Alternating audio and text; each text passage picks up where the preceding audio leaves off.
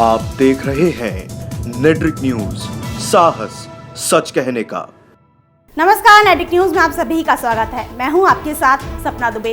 उत्तर प्रदेश की रामपुर लोकसभा सीट चुनावी जंग का मैदान कम और जुबानी जंग का मैदान ज्यादा लगता है, क्योंकि समाजवादी पार्टी के उम्मीदवार आजम खान और भारतीय जनता पार्टी की उम्मीदवार जया प्रदा के एक दूसरे पर किए जाने वाले वार खत्म होने का नाम नहीं ले रहे हैं। सपा के वरिष्ठ नेता आजम खान ने जया प्रदा का नाम तो नहीं लिया, लेकिन इस बार भी वो सुर्खियों में इसी वजह से हैं, क्योंकि उन्होंने फिर एक विवादित बयान दिया है, या यूं कहें कि आपत्तिजनक बयान देने की सारी हदें पार कर दी हैं, जिसके चलते उनकी चौतरफा निंदा की जा रही है। जया प्रदा का जिक्र किए बिना उन्होंने कहा है कि जिसको हम उंगली पकड़कर रामपुर ले आए, आपने 10 साल तक जिनसे प्रतिनिधित्व कराया, उसकी असलियत जानने में आपको 17 साल लग गए। मैं 17 दिन में पहचान गया हूं कि इन खाकी रंग का है। आजम खान को ऐसा भले ही लगता हो कि वो जया प्रदा पर इस तरह के आपत्तिजनक बयान देकर निकल जाएंगे और किसी की नजर नहीं पड़ेगी, तो उनकी ये सोच गलत है, क्योंकि आजम खान की मुश्किलें राष्ट्रीय महिला आयोग ने बढ़ा दी हैं। समाजवादी पार्टी के नेता को नोटिस भेजकर जवाब तलब करने के लिए राष्ट्रीय महिला आयोग तैयार है और इस नोटिस के जरिए वो आजम खान से जवाब मांगेगा।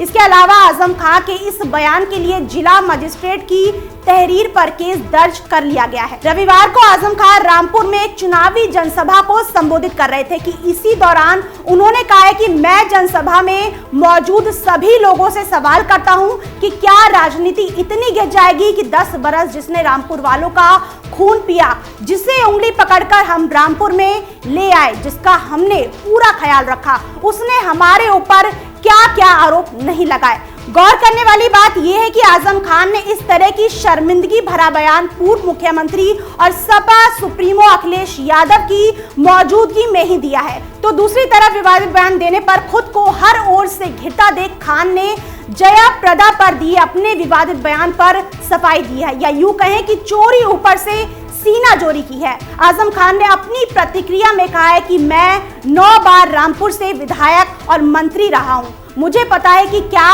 बोलना है। अगर कोई साबित कर दे कि मैंने अपने बयान में किसी का नाम लिया या किसी का अपमान किया, तो मैं चुनाव से अपने कदम पीछे खींच लूंगा। आजम ने वार किया तो जया का पलटवार आना तो तय ही था। आजम खान के विवादित बयान को जया प्रदा ने अपना हथियार बनाया और जनता से अपील कर बैठी कि बेटियों के जुल्म के खिलाफ लोगों को लड़ना होगा। उन्होंने एक महिला के लिए ऐसा बयान देने पर आजम खान को घेरते हुए कहा है कि मुझे गाली दी, मैं उस जुबान को बर्दाश्त नहीं कर पा रही। बेटियों के जुल्म के खिलाफ लोगों को लड़ना होगा। एक वोट भी आजम खान को नहीं जाना चाहिए। अब बात सपा नेता से जुड़ी थी, तो सपा के राष्ट्रीय अध्यक्ष तक आंच कैसे नहीं आती। जया ने तो झट से सपा के राष्ट्रीय अध्यक्ष अखिलेश यादव को भी लपेटे में लिया और कहा है कि उनका दिमाग जलील बातें करने लगा है। अखिलेश, तुम्हारे अंदर भी संस्कार खत्म हो गए हैं। जिस नेता के साथ तुम रहते जिस संगत में रहते हो, तुम्हारा भी वही दिमाग जलील बातें करने लगा है। जया प्रदा ने जनता से अपना दर्द बयां करते हुए कहा है कि आजम खान पर वार किया और कहा कि मेरी तकलीफ सुनिए, लोगों को मुझसे दुश्मनी क्यों है ये मुझे पता नहीं है। उन्होंने शाहबाद की तकरीर में मुझे बहुत गाली दी। एक औरत होकर मैं वो बातें नहीं कर पा रही हूँ। आपको वीडियो देखना होगा। भाई होने पर लानत है। आपके घर में बहन है, आपके घर में बहू है, आपके घर में माँ है, आपकी बहन और बेटी को वो गाली देते रहेंगे तो क्या आप चुप रहेंगे? वो यही नहीं रुकी। उन्होंने आजम खान को कहा है कि ऐसी गंदी जुबान मेरी माँ ने मुझे संस्कार दिया, इसलिए मैं उस जुबान को बर्दाश्त नहीं कर पा रही हूँ। सीमा पार कर दिया है। अगर मुझे बहन समझते हैं, मुझे बेटी समझते हैं, तो मैं आपसे अपील करती हूँ कि बेटियों के जुल्म के खिलाफ आपको लड़ना होगा।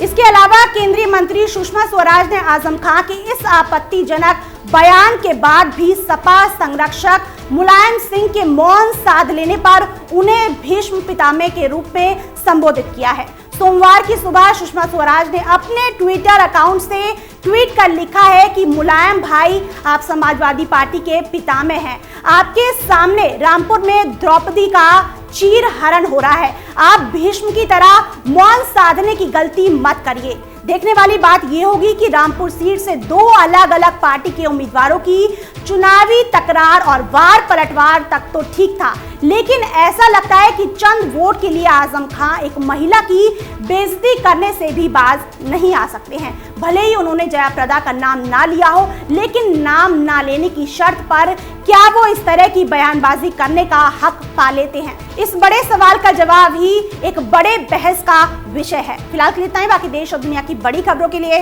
देखते रहिए हमारे चैनल एडिक्ट न्यूज को। साथ ही खबरों की ताजा अपडेट के लिए हमारे चैनल एडिक्ट न्यूज को सब्सक्राइब करना ना भूलें। हमारे साथ जुड़े रहने के लिए हमारे YouTube चैनल को सब्सक्राइब करें, साथ ही बेल आइकन को दबाएं। नेट्रिक न्यूज की खबरें सबसे पहले देखने के लिए।